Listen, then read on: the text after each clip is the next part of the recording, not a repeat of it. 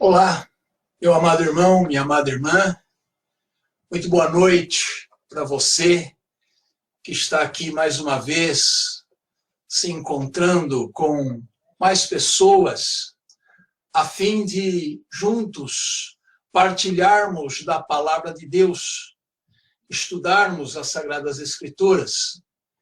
Eu espero que você esteja bem, que a sua família esteja bem. Espero que você esteja passando um tempo com Deus maior do que você passava antes, quando vivia aquele normal.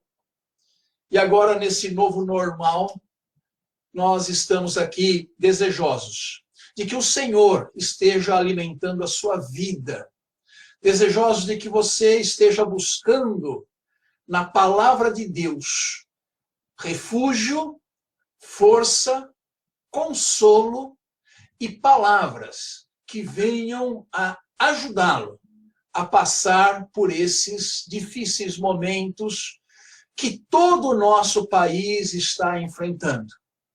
As notícias têm sido muito tristes. Ontem, mais de 1.179 mortes. Quase 1.200 pessoas partiram, deixaram este mundo por conta desta peste que tem se propagado em nosso país, nas mais diversas capitais e também pelo interior. Sabemos que alguns lugares do Brasil estão muito ruins, como é o caso do Amazonas, muito grave, e lá a gente sabe que não tem grandes recursos, como é o caso do Ceará, notadamente Fortaleza, e temos também o Maranhão, Pernambuco, Rio de Janeiro e São Paulo. Então, amados e amadas, nós precisamos realmente, como povo de Deus, estarmos erguendo as nossas vozes perante o Senhor e clamando pelos nossos irmãos. Ao todo, mais de 18.000 mortes já tivemos no Brasil. São 18.000 famílias chorando por seus queridos que partiram, sem muitas vezes poder dar um último adeus. Por isso, amados e amadas, não vamos cessar de orar, de suplicar e de interceder para que o Senhor nos ajude neste momento tão grave de pandemia, que o Senhor seja o nosso refúgio e que a misericórdia de Deus esteja sobre a nossa nação. Mas hoje nós estamos aqui mais uma vez, como todas as quartas-feiras, para juntos partilharmos desta palavra.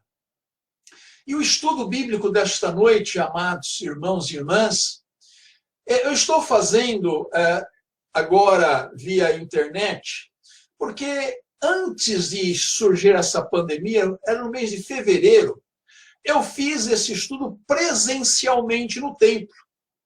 E eu estou trazendo novamente agora, porque eu entendo que o assunto que vamos tratar, ele é muito pertinente, porque envolve também peste, pragas, envolve também a força de um faraó, forças demoníacas agindo no mundo, envolve também o poder de Deus capaz de trazer libertação para o seu povo. Então, nesta noite, eu quero falar das propostas insidiosas, malévolas, que Faraó fez a Moisés, ao povo de Deus, para que eles não saíssem do território egípcio. E nós vamos ver que essas propostas que ele fez são muito simbólicas no sentido de que hoje nós também vivemos esse mesmo tipo de propostas que o inimigo nos faz enquanto povo de Deus. Preste atenção nesse estudo, eu tenho certeza que Deus vai falar com você, vai falar conosco, e vai nos dar um ensinamento que eu entendo ser muito propício para os nossos dias.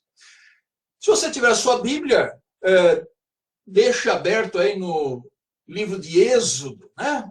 O belo livro de Êxodo, a partir do capítulo 5, nós veremos aqui alguns versículos esparsamente, não é?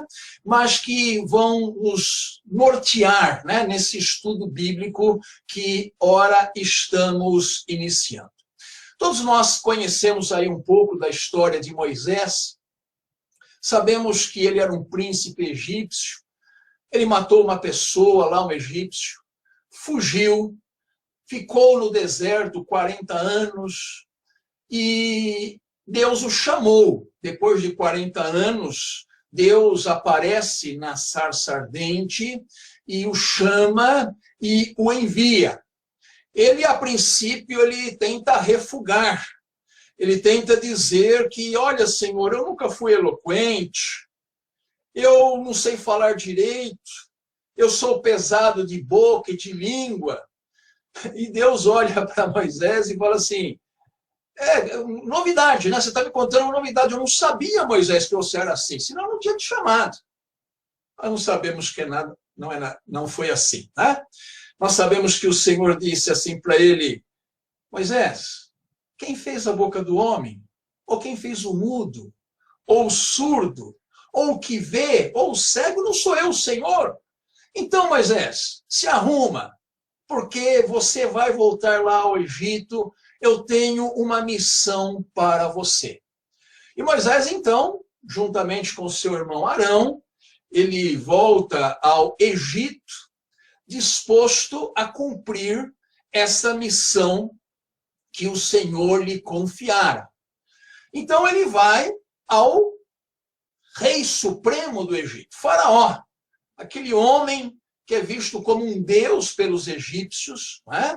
Ele vai até o Faraó e ali ele vai dizer o seguinte, lá no Êxodo 5:1, depois foram Moisés e Arão e disseram a Faraó, assim diz o Senhor, Deus de Israel, deixa ir o meu povo para que me celebre uma festa no deserto.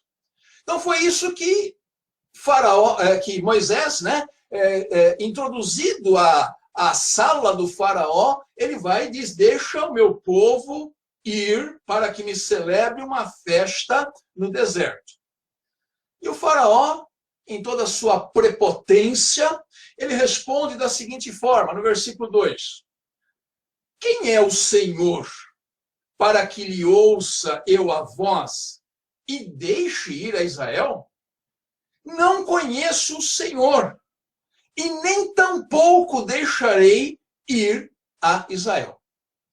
E ele ficou tão bravo, tão furioso com aquele pedido, né, de Moisés, que ele chama lá os seus administradores e pede para endurecer ainda mais o trabalho dos israelitas. Porque eles fabricavam o quê? Tijolos no Egito. E o Faraó então diz assim, esse povo deve estar muito ocioso, não deve ter nada para fazer para querer ir sacrificar ao Senhor.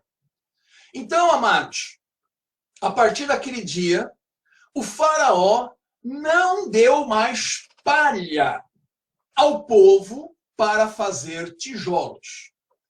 E ele disse, agora, eles mesmos que vão e ajuntem. E não diminuiu a cota de tijolos. Ele manteve a mesma cota.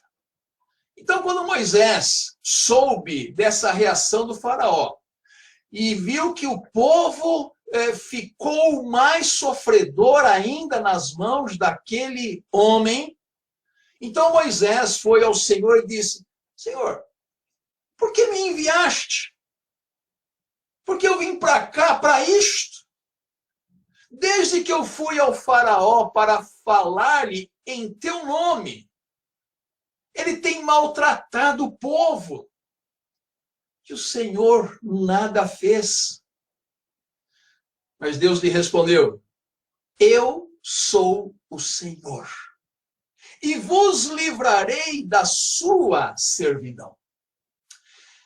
Antes de eu continuar, amados, aqui nos acontecimentos, é preciso dizer que Egito, na Bíblia, é lugar de dominação, de opressão, de escravidão, de morte. Egito é lugar de dor, de sofrimento. Egito, na Bíblia, é o símbolo do mundo sem Deus. E o propósito de Deus é sempre libertar quem está preso no Egito. E a figura do faraó, amados, que era adorado como Deus, né? Deus, obviamente, com D minúsculo, ele é a representação do maligno que domina esse mundo, que vai tentar manter sempre o povo cativo, que vai tentar cegar os olhos das pessoas para que não vejam a verdade. Nós vemos essas palavras de Paulo lá em Coríntios, né? Ele dizendo que o Deus deste século, Deus com D minúsculo novamente, né? Cegou o entendimento das pessoas para que não lhes resplandeçam as maravilhas de Deus. Então, da mesma forma que o povo estava cativo lá no Egito, nós podemos ver que o mundo está cativo por este Deus deste século. E as pessoas estão cegas. As pessoas não veem, não enxergam. Você fala-lhes acerca de Deus. Você mostra na palavra. Você mostra a sua vida, as mudanças. As pessoas não enxergam. Estão dominadas por esta força poderosa. Estão vivendo no Egito, produzindo seus tijolos, e incapazes de verem a glória de Deus.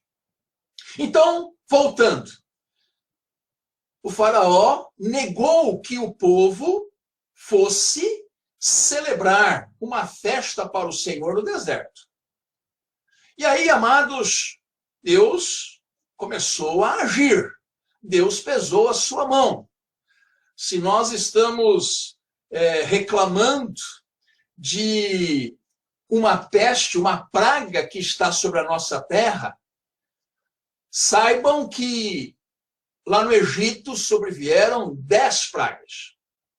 E aí, então, diante da negativa do faraó, Deus mandou a primeira praga, que é água transformada em sangue. A segunda, rãs. Rãs para todo lado. Rãs, aquele animal gelado subindo pela perna. Imagine você dormindo e debaixo do seu cobertor você sente algo gelado e não é o pé da sua esposa, mas rãs subindo. Você abre a panela de comida e tem rãs ali. Segunda praga, rãs. Em seguida, uma terceira praga, piolhos, atacando a cabeça das pessoas, das crianças, dos homens, das mulheres. E como se não bastasse, logo em seguida, a praga das moscas, que vem enxames sobre tudo que havia moscas.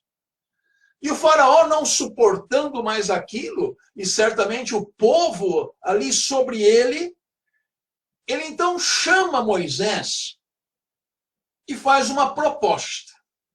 A primeira proposta do faraó, diz lá, Êxodo 8, 25, se você tem a sua Bíblia.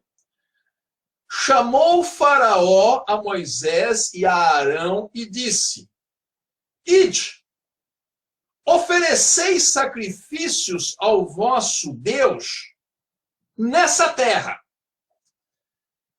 O que ele estava pretendendo com isto? Ele estava dizendo assim, Moisés, é o seguinte, você quer sacrificar ao Deus, ao teu Deus? Sacrifique. Mas olha, não precisa, Moisés, sair do Egito.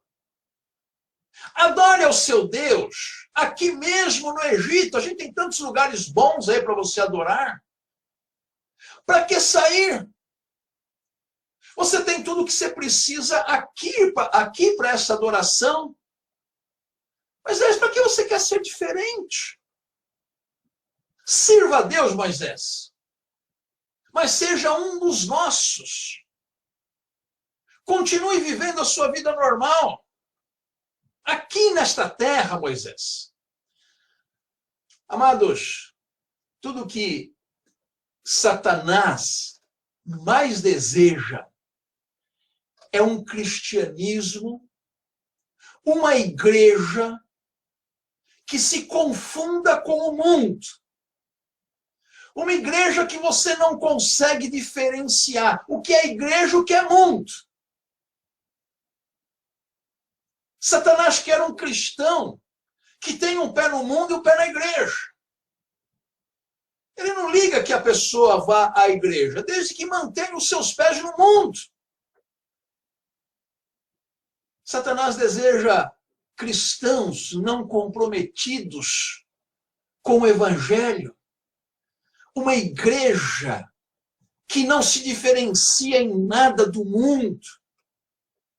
Uma igreja onde conversão, a pessoa se converte e continua a mesma. Nada muda.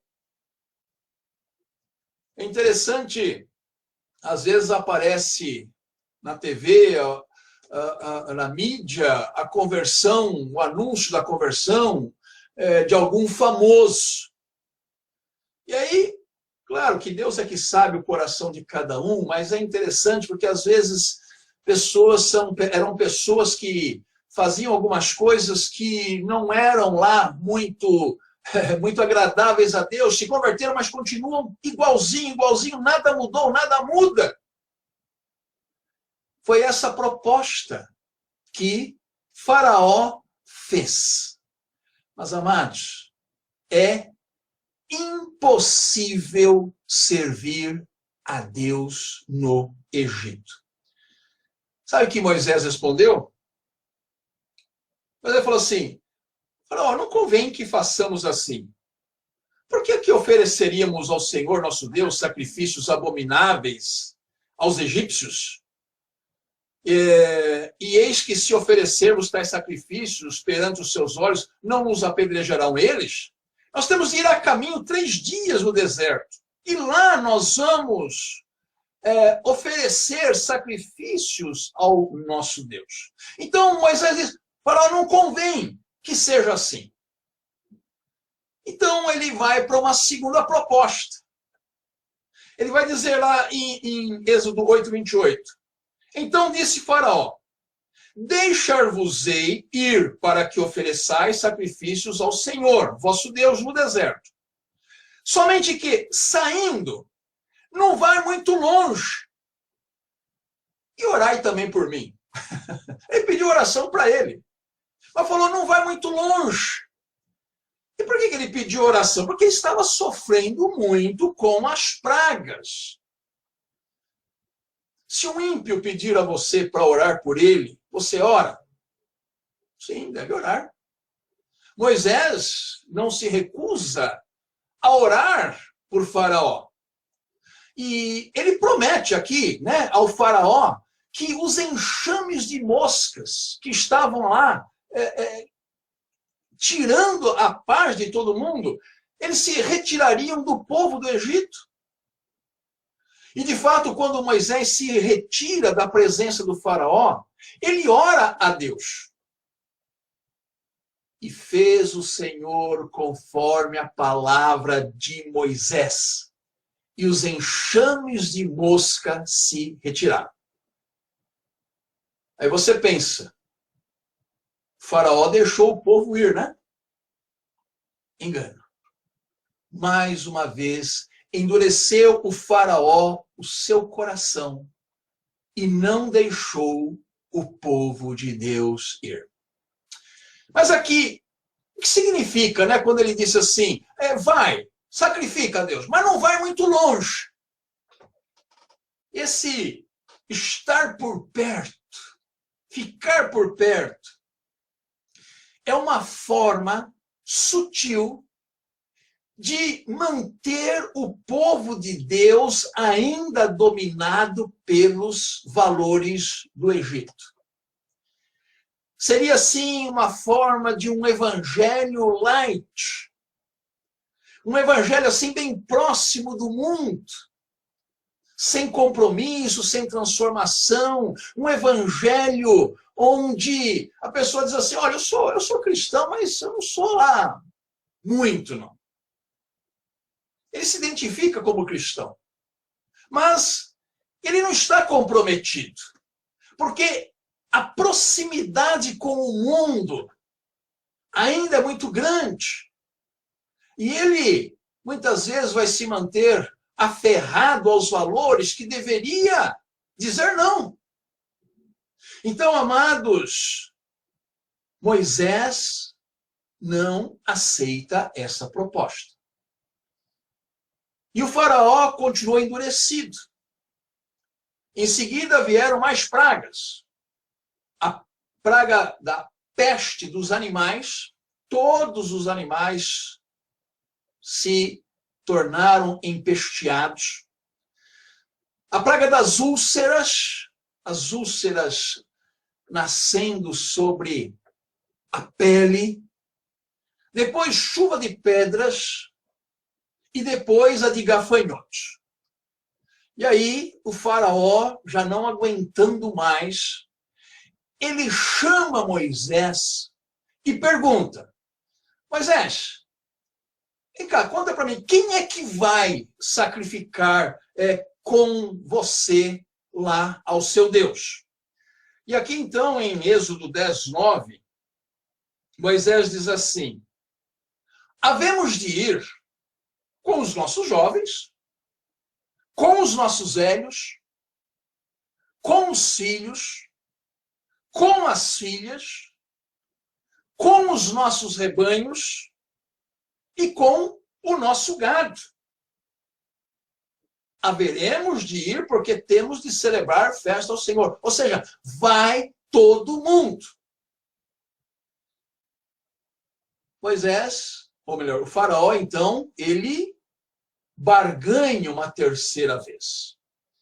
Aqui ainda em Êxodo 10, verso 11, falou assim, olha, Moisés, é o seguinte, não há de ser assim. Vai somente os homens e sirvam lá ao Senhor, pois isto é o que pediste. Então, o faraó cedeu, mas ele falou assim, vai os homens, mas as crianças ficam. Amados, nós sabemos que Satanás tem se voltado contra os pequeninos. Se ele não pode, por conta da sua decisão a Deus, por conta da sua conversão ao Senhor, se ele não pode te desviar, ele vai tentar ficar com os pequeninos. Nós sabemos que o inimigo, ele tem, de fato, atacado a família, as crianças. Inclusive, este é o mês, né? O mês de maio laranja, que é contra o abuso infantil. E sabemos, amados, que temos nesse país aí milhares e milhares de crianças sofrendo. Nós sabemos, amados, que os nossos pequenos, eles haverão de sofrer toda sorte de pressão neste mundo, para que se mantenham distantes de Deus. E quando a família vai mal, a igreja sofre, a sociedade sofre. Então Moisés não aceitou deixar as famílias de Israel para trás. O faraó tinha permitido que os adultos fossem, mas as crianças não. Então Moisés falou assim, não, sem as crianças nós não vamos, porque as crianças, amados, pertencem a Deus. Nós, enquanto igreja, enquanto povo de Deus, precisamos sempre valorizar os pequeninos. Precisamos sempre estar muito atentos às suas necessidades, aos seus conflitos, aos seus problemas. Moisés não deixou as crianças para trás.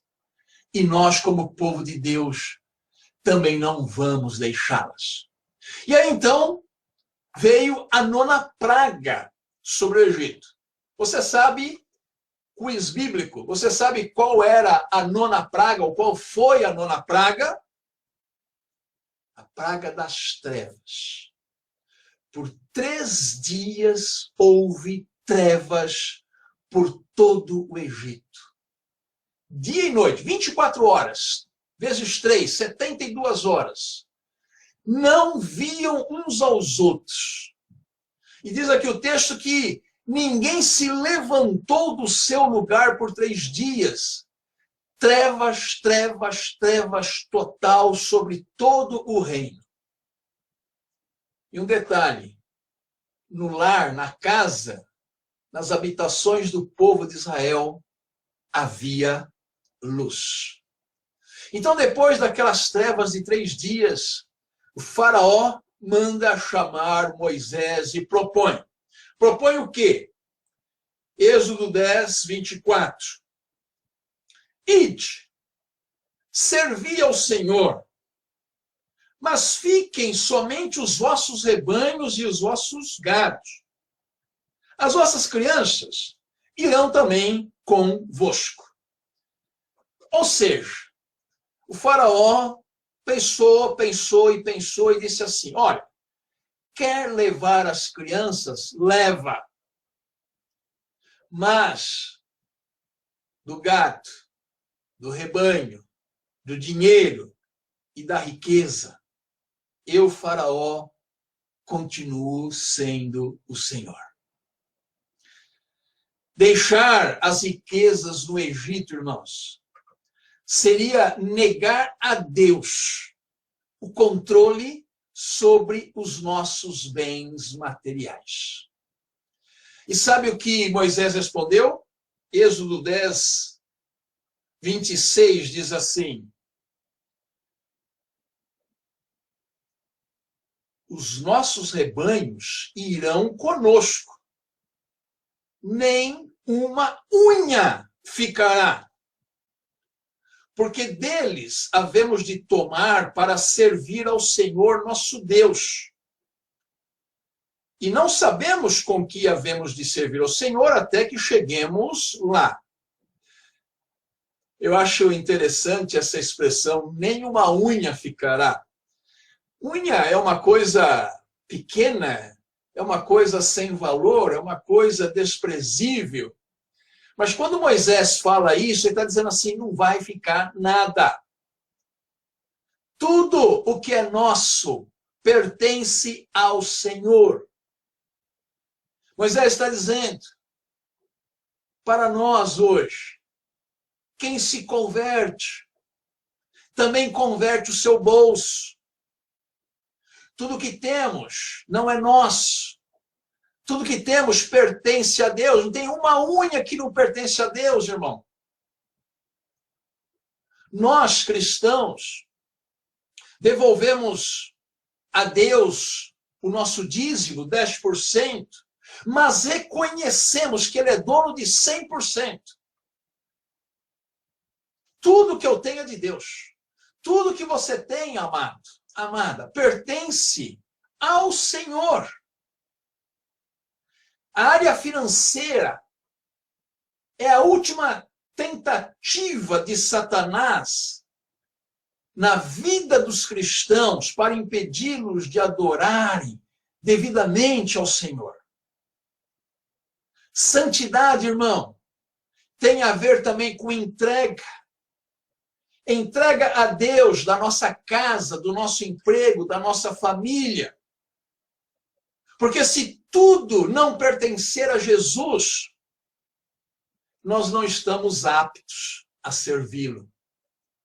Foi isso que Moisés disse a Faraó. Quem sabe se a gente estivesse lá, né, depois de tantas tentativas, e Faraó não deixa ir, a hora que ele falou assim, olha, tá bom, vocês vão, pode ir todo mundo, vai a família, vai os filhos, vai tudo, mas deixa o gado aqui, vamos embora. Talvez muitos de nós, tá bom, boa proposta, a gente vai. Não. Moisés está nos ensinando. Tudo o que temos pertence ao Senhor, inclusive a nossa vida financeira. E nesse tempo de pandemia, amado e amada, que nós não sabemos quanto vai durar, entreguemos ao Senhor a nossa vida e o controle das nossas finanças. Sim, nós precisamos trabalhar. Sim, nós precisamos produzir. Sim, nós precisamos estar movimentando a economia. E hoje é uma grande luta. É como se fossem excludentes a vida e a economia. Não são. Nós queremos que a vida seja preservada. Mas sabemos também que a economia, de alguma forma, ela precisa trabalhar, operar, continuar. De uma forma, é claro, segura e no momento certo. Eu creio até que, amados, a grande discussão é do tempo. Né? É do tempo, é agora, daqui a alguns dias. Não sabemos, amados. É muito difícil, há várias questões em jogo, mas vamos fazer o seguinte. Vamos confiar no Senhor. Vamos confiar no Senhor. Da mesma forma que Deus ouviu o gemido do seu povo no Egito, eu não tenho a menor dúvida de que Deus continua ouvindo o gemido do seu povo. E sabemos que muitas pessoas da nossa comunidade de fé são pessoas que dependem do trabalho para comer o seu pão. Trabalham de manhã para almoçar. Trabalham de tarde para jantar. Mais do que nós, Deus sabe disso também. Confiemos no Senhor. Moisés não fez nenhuma concessão a Faraó. E você, tem feito alguma? Eu espero que não, meu irmão e minha irmã. Que a graça de Deus esteja sobre a sua vida. Que o Senhor te abençoe. Que o Senhor te guarde. Que o Senhor dê a você essa coragem de estar negando para Satanás tudo aquilo que ele quer. Ele quer nos dominar, mas não vai. O Senhor é Deus. O Senhor é mais. O Senhor é aquele que vai à nossa frente. O Senhor, é aquele que vai à sua frente. Em nome de Jesus, que o Senhor te abençoe nessa noite. Amém. Oremos ao Senhor. Oremos ao Senhor. Amado Pai, em nome de Jesus, o teu Filho, nós clamamos a ti. Nós pedimos que o Senhor esteja nos abençoando, nos guardando em tempo de pandemia, em tempo de pragas que estão sobre a nossa nação. Nós te clamamos, Senhor, e te pedimos que o Senhor dê sustento para o teu povo. O Senhor se preocupou com o seu povo no Egito, e nós hoje somos o seu povo nesta terra, ó Pai. Que nenhum de nós pereça, Senhor. Que nenhum de nós venhamos a cair, ó Pai, diante das insidiosas propostas de Satanás. O inimigo quer destruição, mas o Senhor é aquele que vai nos dar e vai nos preservar a vida. e vai nos dar condições de trabalhar, ó Pai, e de termos o nosso sustento. Por isto, Senhor amado, nós te pedimos, tem misericórdia do teu povo que chora, que geme. Tem misericórdia, ó Pai, dos que precisam de trabalhar para poder jantar e almoçar. Tem misericórdia das nossas crianças, ó Pai. Protege-as de todo mal e que nós tenhamos condições de sustentá-las e dar-lhes o pão de cada dia. Por isso, Pai, em nome de Jesus, que hoje, através desse estudo bíblico, cada um que está aqui ouvindo e vendo a tua palavra, o seu modo de agir, creia que o Senhor continua agindo e operando também em nossa nação e em meio ao nosso povo. Eu creio nisto. Eu creio que em breve a vitória do Senhor será dada a todos aqueles que creem no seu nome. Por isso, ó Pai, em nome de Jesus, cuida dos que estão sofrendo, cuida dos que estão com um diagnóstico positivo, cuida, ó Pai, dos que estão hospitalizados. Ó Senhor, que o ar entre nos seus pulmões, que as pneumonias cedam, que as infecções cedam, Senhor, e que, ó Deus amado, o Senhor esteja dando e trazendo cura ao seu povo. Ó Pai amado, nós oramos e confiamos que Jesus é a nossa segurança. Jesus é o nosso refúgio. E é por isso que nós oramos em nome dele. Amém. Que Deus te abençoe. Muito obrigado pela sua presença. Contamos com as suas orações e pedimos que o Senhor esteja cuidando da sua vida. Em nome de Jesus. Amém, amém e amém.